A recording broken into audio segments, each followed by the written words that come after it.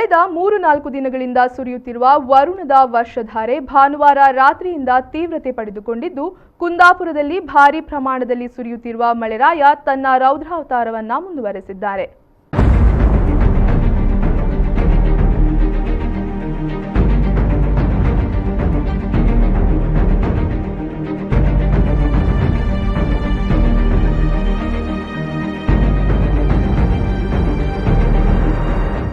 ಬಿಡದೆ ಸುರಿಯುತ್ತಿರುವ ಮಳೆಯೊಂದಿಗೆ ಗಾಳಿಯೂ ಸೇರಿಕೊಂಡಿರುವುದು ಜನರ ಆತಂಕಗಳನ್ನು ಹೆಚ್ಚಿಸ್ತಾ ಇದೆ.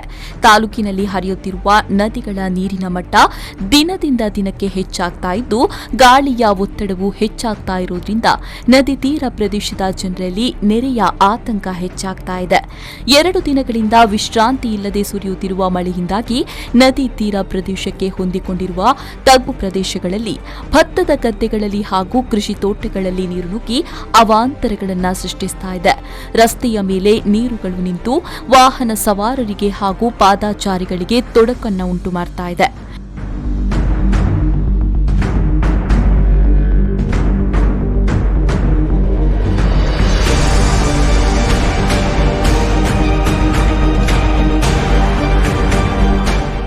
ಬೈಂದೂರು ವಿಧಾನಸಭಾ ಕ್ಷೇತ್ರ ವ್ಯಾಪ್ತಿಯಲ್ಲಿ ನಾವುಂದ, ಬಡಾಕೆರೆ, ಚಿಕ್ಕಳ್ಳಿ, ಹಡವು, ಪಡುಕೋಣೆ ಮುಂತಾದ ಊರುಗಳು ಜಲಾವೃತಗೊಂಡಿದ್ದು, ಮನೆಗಳಿಗೆ ನೀರು ನುಗ್ಗಿದೆ. ಮನೆಗಳು, ಕೃಷಿಗದ್ದೆ, ತೆಂಗಿನ ತೋಟಗಳಲ್ಲಿ ಆಳೆತ್ತರದ ನೀರು ನಿಂತಿದ್ದು, ದೋಣಿಗಳ ಮೂಲಕ ನಿವಾಸಿಗಳನ್ನು ಸುರಕ್ಷಿತವಾದ ಸ್ಥಳಕ್ಕೆ ಕರೆತರಲಾಗಿದೆ.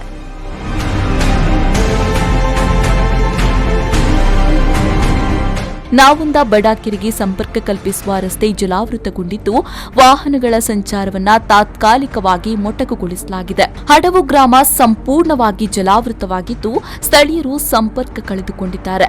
ಮಾರಸ್ವಾಮಿ ನಾಡ ರಸ್ತೆಯು ನೀರಿನಿಂದ ಆವೃತವಾದ ಪರಿಣಾಮ ಸಂಚಾರ ಸಂಪರ್ಕ ಕಳೆದುಕೊಂಡಿದ್ದು, ಬದಲಿ ಮಾರ್ಗದಲ್ಲಿ ಸಂಚಾರ ಮಾಡುವ ಪರಿಸ್ಥಿತಿ ನಿರ್ಮಾಣವಾಗಿದೆ.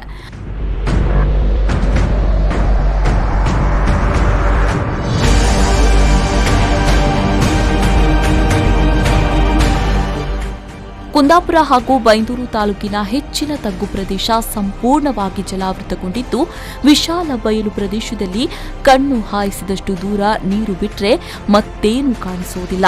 ಭತ್ತದ ಕೃಷಿಯೂ ಕೂಡ ಸಂಪೂರ್ಣವಾಗಿ ಜಲಾವೃತವಾಗಿದೆ. ಕೋಡಿ ಪರಿಸರದಲ್ಲಿ ಕಡಲಬ್ಬರ ಜಾಸ್ತಿಯಾದ ಪರಿಣಾಮ ಕಡಲು ಕೊರೆತ ತೀವ್ರಗೊಂಡಿದೆ. ಸಮುದ್ರದಡಿಗೆ ಹಾಕಲಾಗಿದ್ದ ಕಲ್ಲುಗಳು ನೀರು ಪಾಲಾಗಿ ರಸ್ತೆ ಕೂಡ ಅಪಾಯದ ಸ್ಥಿತಿಯಲ್ಲಿದೆ.